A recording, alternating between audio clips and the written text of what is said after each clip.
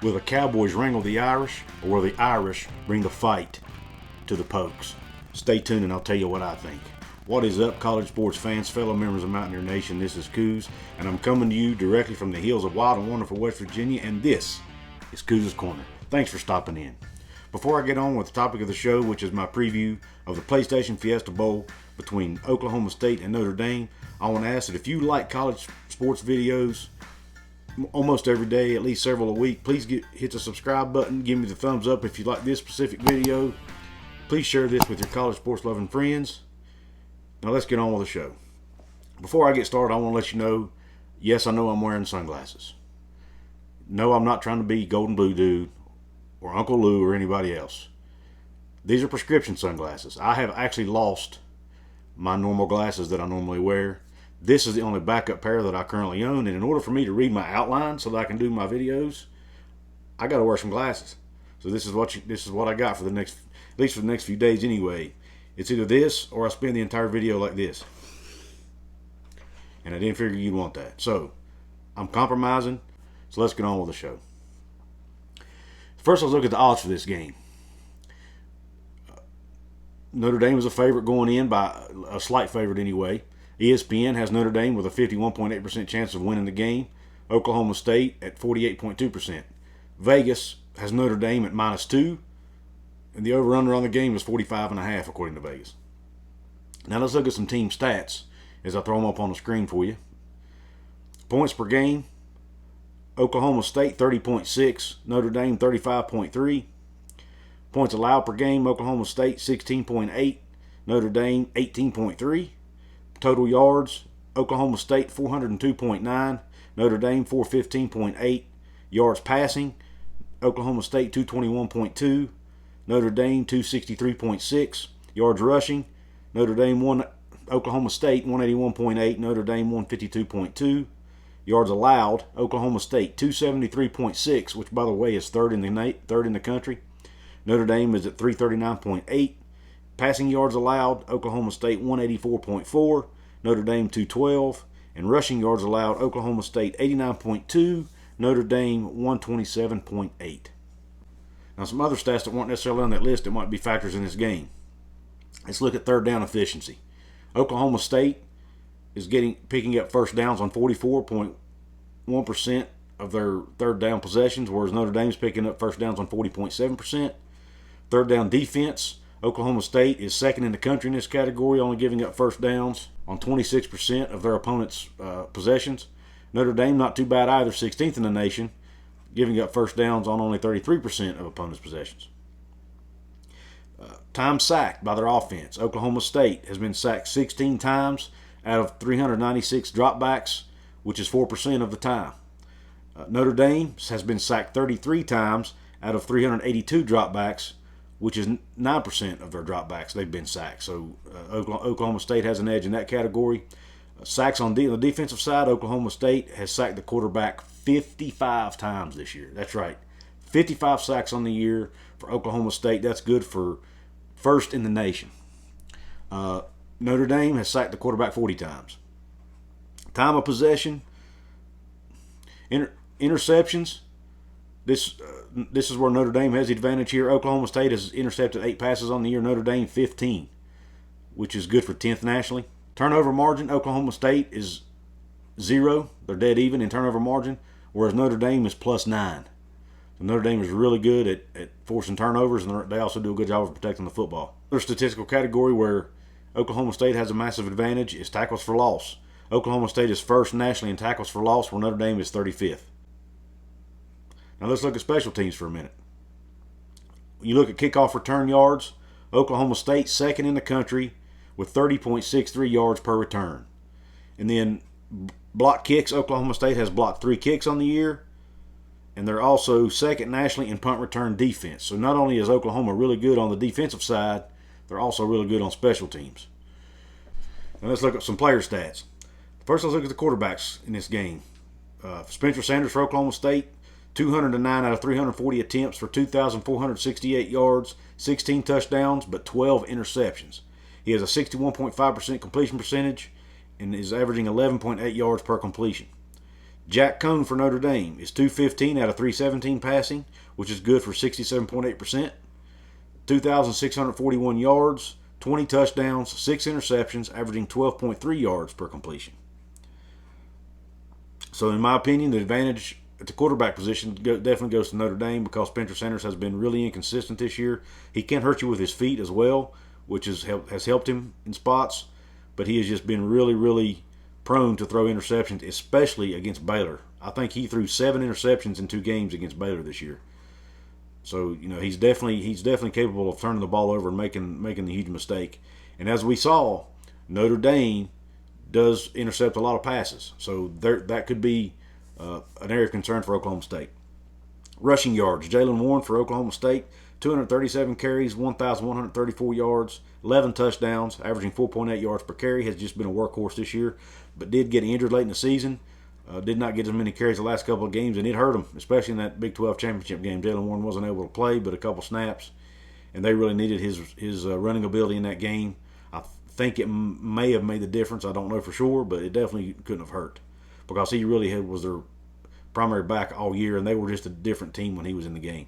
For Notre Dame, you've got running back Kyron Williams. He's carried the ball 204 times for 1,002 yards, 14 touchdowns, an average of 4.9 yards per carry, so right neck and neck with Warren on yards per carry there. And then receiving yards, Tay Martin for Oklahoma State, 70 receptions for 942 yards, 13.5 yards per catch, and 7 touchdowns. And then Kevin Austin Jr. for Notre Dame has 42 catches for 783 yards, which is 18.6 yards a catch, 6 touchdowns. Now, some other players in this game that I think can make a difference. First, for Oklahoma State, they've got a linebacker by the name of Malcolm Rodriguez, who I've talked about in previous videos where I previewed Oklahoma State games. The guy's just phenomenal. Arguably the best linebacker in the Big 12, one of the best in the country. Had 118 tackles on the season. 68 of those were solos. Also had 3 sacks and 4 forced fumbles. On the defensive end, you've got Colin Oliver for Oklahoma State.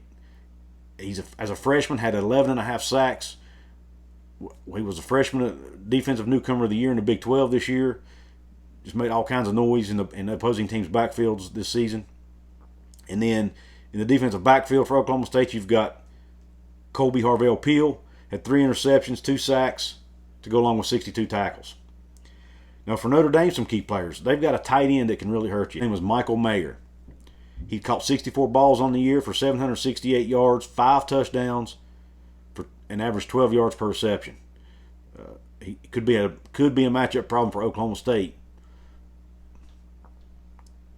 And then they also have on the defensive side of the ball, Notre Dame's best player is arguably Isaiah Foskey. If I got his name, hope I got his name right. He had 10 sacks on the season, 11.5 tackles for loss, 6 quarterback hurries, and 5 forced fumbles on the year. So that cat is, when he's around the football, he's trying to punch it out. He's trying to get that ball on the ground for his teammates or himself to get it and give that ball back to their offense. And he wreaked a lot of havoc as well in opposing teams' backfields this season. Now let's look at keys to victory for each team. Oklahoma State, offensively, they need to control the time of possession, in my opinion. They need to feed the rock to Jalen Warren as much as possible, burn clock, keep the ball away from Notre Dame's offense and Jack Coan, and just try to play keep away, so to speak. Spencer Sanders has got to protect the football. He cannot throw interceptions like he did against Baylor. It could be a long day for Oklahoma State. And like I said, feeding Jalen Warren could be critical in this game, assuming Jalen Warren plays and is healthy, which I assume he will be, but I haven't heard a confirmation on that as of yet. And then defensively, can the Oklahoma State defensive backs hold up for an entire game against this Notre Dame passing attack? Now Notre Dame's not a top passing attack in the country, but they are capable of beating you. As I mentioned, they've got a couple of nice weapons in their tight end and even a couple at the receiver position, so they can hurt you. And Jack Coan is an experienced quarterback. They completed almost 70% of his ball, so he's capable of playing well.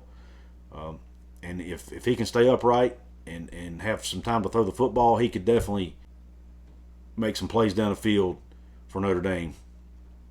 And then Notre Dame keys to victory. Offensively, the offensive line must protect Jack Coan. As I read to you earlier, Oklahoma State has 55 sacks on the year. That can't happen against Notre Dame, or it's going to be a long day. because more than likely Notre Dame's not going to be able to run the football very well because Oklahoma State just does not allow a lot of rushing yards. So Jack Coan's going to have to win this game with his arm more than likely, and in order to do that, he's got to stay upright. Even though I doubt Notre Dame will be able to run the ball successfully in this game, they need to run the ball just good enough to keep the offense balanced. If they can do that, they have a much better chance to win. And then defensively for Notre Dame, need to get pressure on Spencer Sanders. Because as I said earlier, he is prone to make mistakes. He will throw interceptions if put in under a lot of pressure at times. So if Foskey and his teammates can get in the backfield and wreak havoc, then obviously that could bode well for Notre Dame. And also help those defensive backs get takeaways as they've done so well all season. Notre Dame has got to stop Oklahoma State on third down. Like I said earlier, Oklahoma State is probably going to feed the ball to Jalen Warren as much as possible. If Notre Dame can stop that and stop Oklahoma State on third down and get more possessions, it's going to prevent Oklahoma State from burning so much clock and will give Notre Dame more opportunities to score. We're still going to need as many as possible because scoring is going to be really, really hard against this Oklahoma State defense. And then finally for Notre Dame, they've got to win the turnover battle because that's been their strength on defense this year is forcing turnovers. They've got to win that battle, and they need to win the special teams battle. It's going to be hard because Oklahoma State plays really good special teams. Notre Dame's needs to make some plays on special teams, in my opinion, to win this game. They need to get the ball in good field position, have some good returns, flip the field a few times, make Oklahoma State sustain drives, and just try to put them in as many disadvantaged situations as possible. Now my score prediction, I'll be honest with you. When I look at the stats to this game and I look at the schedules of these two teams, Notre Dame has not played a lot of tough competition this year. I think they might be one of the most overrated teams in the country. They are not elite in any category on any side of the football, other than turnovers. And I wouldn't know that they're elite in that category. They're top 10, so I guess that would be considered elite as far as interceptions go. But I just don't understand how they were ranked 5th in the country, to be perfectly honest with you. But Oklahoma State, and I'm not saying the Big 12 was the strongest conference in the country, but they were pretty good this year. They played some good competition with Baylor, with Oklahoma. But I just don't see how when you look at the schedules, Oklahoma State has played a tougher schedule, and they're ahead, and they are better than Notre Dame in most statistical categories, especially on the defensive side of the ball and special teams. So I don't really understand how anybody can look at this game from an analytical perspective and pick Notre Dame. I understand they got to play the game on the field and not on paper, but Notre Dame's offensive line has struggled this year. They're giving up a lot of sacks. And I think when you look at that, and as good as Oklahoma State's defense has been, you got to give Oklahoma State the advantage in this game. So I'm picking Oklahoma State to win the game 27-24. I do think Notre Dame will stay in the game by getting 1 or 2 turnovers, but I think at the end of the day it won't be enough. Oklahoma State wins it by 3, 27-24, and they go home as Fiesta Bowl champions. Let me know in the comments what you think. What is your score prediction? Please don't forget to subscribe. If you like the video, give me a thumbs up. Don't forget to share it with your friends. If you like football preview videos, check out this one right here as I preview the West Virginia-Minnesota Guaranteed Rate Bowl. I appreciate you tuning in. Q Country Roads.